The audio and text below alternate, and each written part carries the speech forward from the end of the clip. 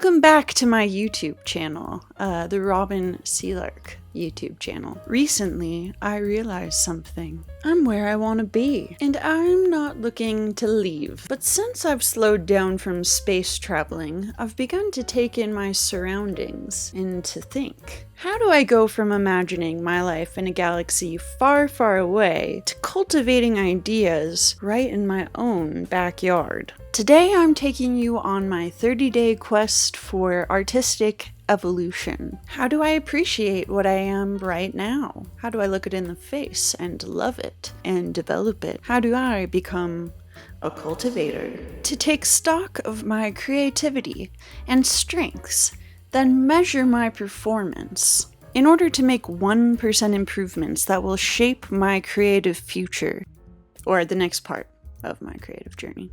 Truthfully, our story begins just over a month ago. I put out a very hesitant call for feedback on a possible art challenge that my patrons and I could embark on. You see, after some deliberation, I had decided to stay put in my current state of Utah and to invest in what that future and my artwork in Utah would look like. And I thought, what a good opportunity for me and my patrons to think about how we can sink into what we're doing right now and optimizing that. I had the idea to issue a 1% improvement challenge, and without providing enough supportive information, I quickly found many were left still confused. I think I was a little confused. I understand the concept of it, but I was like, okay, how can I apply this practically? There are very strategic ways in which you can be like tracking the statistical data of your performance and then actually trying to make 1% adjustments, but I think in a much more loose sense than that, it's an adjustment of attitudes or an adjustment of behavior, the kind of thing that can push you on a slightly different trajectory. But more of taking that concept, but then the work is just a step in that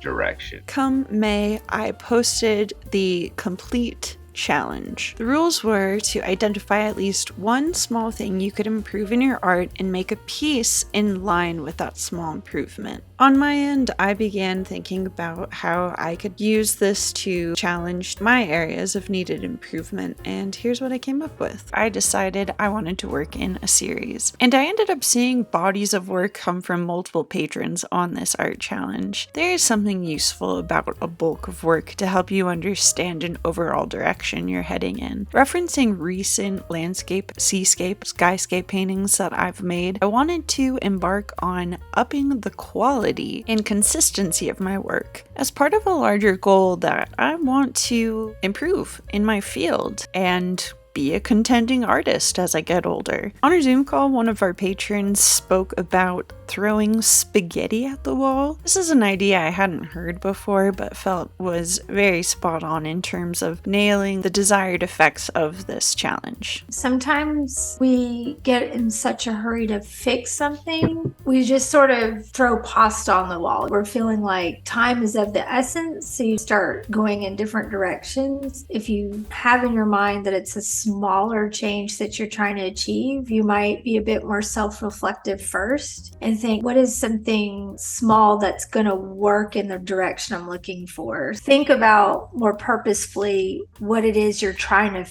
fix in the first place to have that impact. Like, what's the most important aspect that's going to mean the most to you? Over the course of the month, I was able to create 4 new pieces that worked into a slightly larger series I've started and am going to continue on in, where I am working to improve my landscape paintings and make sure I'm really dialing into the type of imagery, detail, and stylistic qualities that I want to be presenting as a body of work. Recently, I put out a short that contained my rejected Masters in Fine Arts portfolio. You can check it out after this if you want. But a big part of the critique I got back when I asked why others thought I might have been rejected was the idea of consistency and the idea that I should lean into my strengths and really develop a portfolio that suggests work from one artist. As I was taking work for that portfolio from multiple different years in order to collect 20 images in a short timeline, an on-the-fly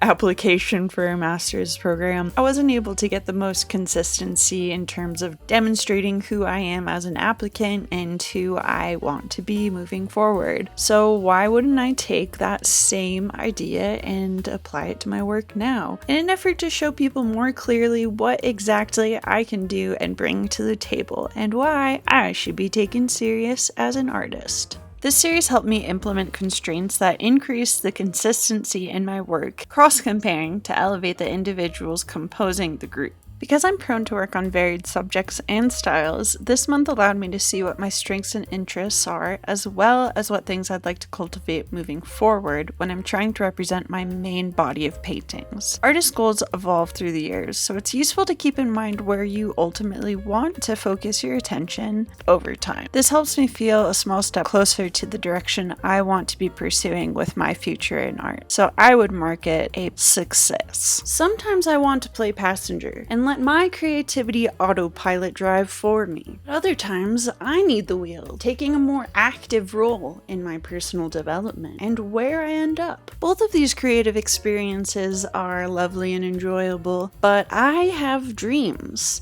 And I want to take an active hand in noticing, shaping, and developing them. But with creativity, I don't feel like thinking in only big, long-term goals will help me achieve what I really want. I need to think about small, step-by-step, tangible things I can do, which is where the idea of 1% changes comes into play for me. Everything you want to find for sale?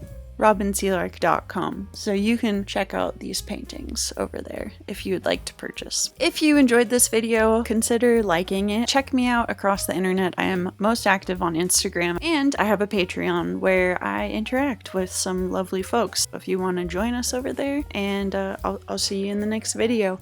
Bye!